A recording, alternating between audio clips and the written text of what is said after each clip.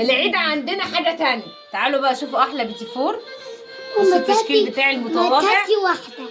لا يا ضنا، طعمه حلو. بص بنجيب دي تبقى مثلا قريب شكلها من دي، حطها كده في الشوكولاته. ده انا وانت بتعملوا مركب. بسيحها بشويه على الميه على حمام مائي، وبعد كده بحطها، احط لها شويه زيت بالشكل ده يا حبايب قلبي. طبعا انتوا شطار مش محتاجين حد يعرفكم، انا بعرفكم بقى. بنعمل من قلب الصعيد يا جماعه، عشان ما حدش يقول انت حاطه في طبق اكل. اهو احنا في قلب الصعيد، احنا مش في القاهره. بصوا نجيب واحده تاني كده. هبع كده.